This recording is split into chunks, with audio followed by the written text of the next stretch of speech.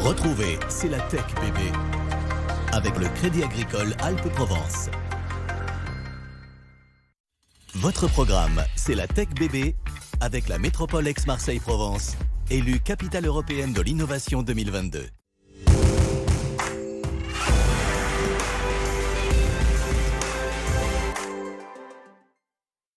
Bonjour à tous et bienvenue dans C'est la Tech bébé. On passe à table aujourd'hui. Gros plan sur la food tech. Comment les innovations se mettent au service de notre alimentation. Mathieu Sommeck, vice-président de la French Tech Aix-Marseille, nous éclairera. Nous pousserons aussi la porte du tout premier restaurant solaire.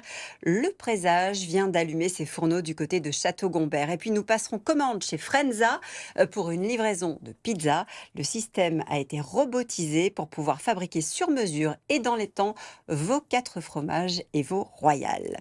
La tech est partout aujourd'hui et l'alimentation n'échappe évidemment pas à la règle. Mais de quoi parle-t-on, Mathieu, précisément quand on parle de food tech ?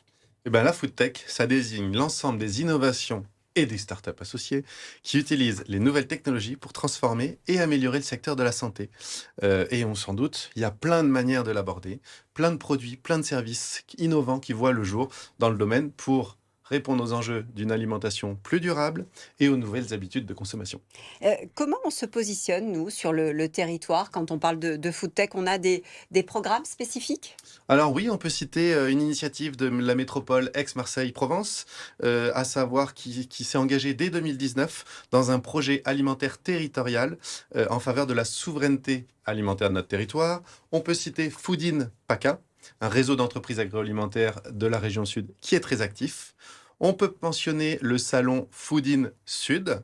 Et puis, bien sûr, on va citer les structures d'accompagnement qui sont nombreuses. On ne va pas toutes les citer, mais il y en a certaines qui sont plus actives que d'autres sur le sujet, à savoir Obratory, du groupe L'Occitane, Marseille Innovation ou encore les traditionnels Technopoles de l'Arbois. Et tout ça donne évidemment pas mal de pépites sur notre territoire. Je pense par exemple à Basile. Basile, un site de commande spécialisé dans la livraison de repas faits maison, avec des produits solidaires. Tout ça, c'est livré au bureau pour les salariés qui ont peu le temps de manger. Et parmi les nouveautés qui distinguent notre territoire, le premier restaurant bioclimatique qui vient d'ouvrir ses portes. À l'intérieur, l'aboutissement de 10 années de travail avec des fourneaux, figurez-vous, qui fonctionnent au solaire. Marine Bossy est allée en avant-première au Présage rencontrer son concepteur. Et si l'énergie solaire permettait d'alimenter les fourneaux d'un restaurant ?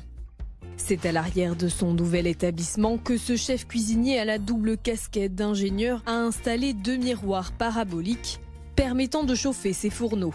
Les rayons du soleil qui vont arriver dans ce miroir vont être concentrés, puisqu'il est légèrement incurvé, vers le point focal, vers l'intérieur du fourneau. Et en fait, c'est en tournant ce miroir-là qu'on va le positionner face au soleil. Et il a un suivi automatique qui permet de toujours viser à l'intérieur du fourneau et ainsi d'avoir toujours le soleil qui alimente notre fourneau. Allez, venez me voir en cuisine.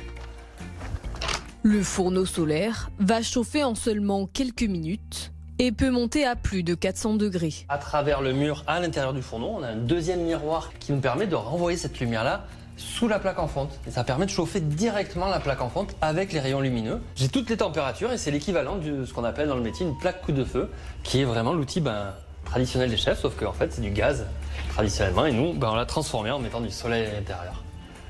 Le restaurant solaire Le Présage ouvrira ses portes le 18 juin. Et l'innovation aujourd'hui se trouve partout. Bonjour Bastien Laria. Bonjour. Merci d'être avec nous. Bonjour Marc Vien. Bonjour. Vous êtes les cofondateurs de Frenza. Frenza, on va peut-être expliquer, ça veut dire quoi Bastien ? Alors Frenza, ça veut dire French Pizza, tout simplement parce qu'on a robotisé la pizzeria traditionnelle. L'histoire, elle a démarré avec Marc, Oui. Qui a eu une expérience une fois avec des pizzas lors d'un repas entre amis. Et une expérience pas tout à fait positive. En tout cas, c'est parti en rigolade sur la pizza, savoir si on pouvait le robotiser, puisque on était entre ingénieur, électronique, mécanique. Et le premier prototype est né dans le garage de Marc. Donc ça commence dans le garage parce que vous êtes déçu, Marc, c'est ça ?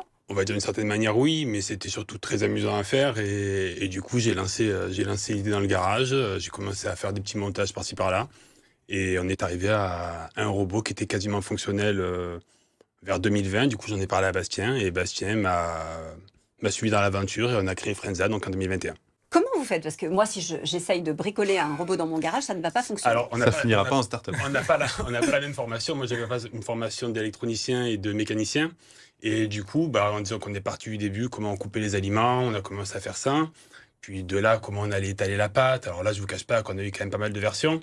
Et puis, comment est-ce qu'on allait mettre la sauce, comment est-ce qu'on allait mettre le fromage, comment on allait faire le four. Et puis, par-ci, par-là, on commence à créer les équipements et jusqu'à avoir un robot quasi fonctionnel. Et Bastien était assez impressionné la première fois qu'il est venu dans le garage, mais ça prenait un petit peu de place quand même. C'était un robot qui devait faire à l'époque quasiment 3 mètres par 4.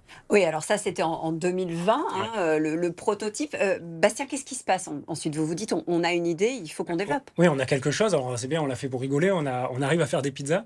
Donc, de là a découlé des études marketing. On a été pré-incubé à la Belle de Mai. On a un peu structuré notre projet. On a vu qu'il y avait un marché. De là, on a sollicité la BPI qui nous a accompagnés pour transformer ce prototype en démonstrateur avec un robot qui est capable de fabriquer des pizzas 24 heures sur 24, 7 jours sur 7, à partir d'ingrédients frais et locaux. Le robot, qu'est-ce qu'il fait exactement aujourd'hui? Il prépare la pâte Alors, et non. la pâte est... La pâte est préparée. Pour rester sur de la pizza traditionnelle, la pâte doit lever avant, elle doit fermenter. Donc là, nous, c'est entre 48 et 72 heures avant l'utilisation par le robot. Le robot, lui, récupère la pâte, l'étale. Là, on a breveté toute la partie étalement. Donc, il va venir étaler la pâte, il va venir napper de sauce, couper les aliments au-dessus de la pizza, par rapport à ce qu'a souhaité le client. Et on va venir mettre le topping mozzarella emmental, on la cuit et on la met à disposition du client. Ça veut dire que vous êtes capable aujourd'hui de faire la pizza sur mesure. Je vous demande une pizza avec 17 ingrédients dessus, ils vont y Alors, être. 17, on va pas la faire parce qu'on a quand Ça même... sera toujours. C'est surtout, on a un minimum d'exigences. Mais non, on est capable de faire à peu près tout ce que vous voulez. Si vous voulez 2 rations de mozzarella, si vous voulez 2 rations de lardon, vous aurez juste à cocher sur l'application parce qu'on a une application dédiée pour ça. Faites ce que vous voulez et la pizza vous sortira comme ça. C'est ingénieux, Mathieu. C'est très ingénieux et c'est plus qu'un robot. En fait, c'est vraiment un robot multifonction. Autour duquel il y a un écosystème complet qui est constitué. Comment ça marche? Parce qu'il y a les produits frais, on parlait de pâte à pizza. En sortie, on récupère des pizzas qui sont cuites. Comment on articule tous ces acteurs autour du projet? Il y a effectivement tout un écosystème qui va être divisé en 3 catégories. Donc, on a la vitrine ou le kiosque qui va être face au consommateur. On a la partie usine dans laquelle on va faire l'atelier d'assemblage des machines. La partie préparation également des denrées, c'est-à-dire de mettre dans les contenants les légumes et autres, refaire l'approvisionnement. Et d'autre part, on a tout ce qui est la partie digitalisation qui nous permet de faire ce suivi parce qu'on peut proposer des produits frais uniquement parce qu'on peut maîtriser les dates de péremption, parce qu'autrement on ne pourrait pas le proposer. Donc on a des tournées qui vont être organisées pour réapprovisionner les machines, puisqu'elles ont une autonomie de 3 jours. Et ensuite, on va venir donc du coup récupérer le sale, on va dire, et remettre des aliments. La volonté, en fait, c'était vraiment d'apporter du circuit court, d'aller choisir ces produits en proximité. C'était dans le cahier des charges. Oui, on avait vraiment envie d'utiliser des acteurs locaux pour s'approvisionner, ne serait-ce que pour les légumes, parce qu'on a tout aux alentours dans le coin, tout ce qui va être les mozzarella, on a sur Aix, on a beaucoup de choses qu'on peut faire, qu'on peut avoir en local et qu'on n'est pas obligé de sourcer dans des endroits beaucoup plus lointains.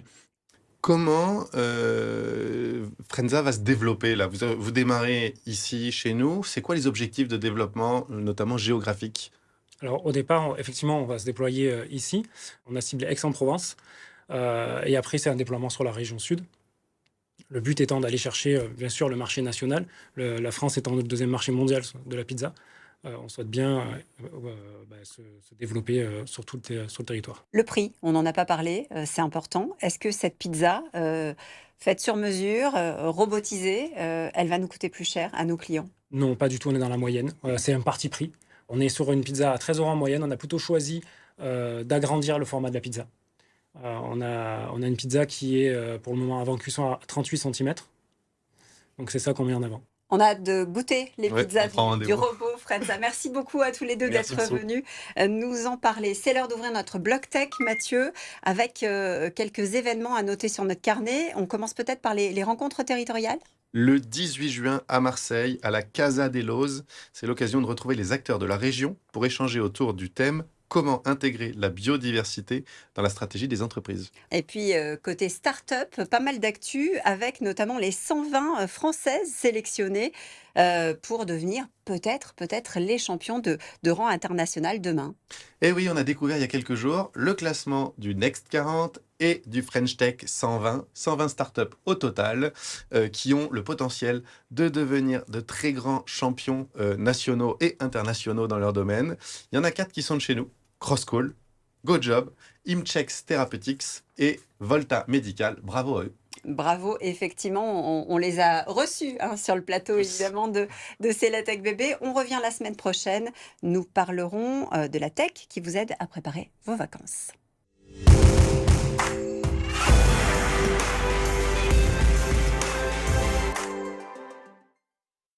C'était votre programme, c'est la Tech Bébé, avec la métropole Aix-Marseille-Provence, le territoire de la diversité innovante. C'était C'est la Tech Bébé, avec le Crédit Agricole Alpes-Provence.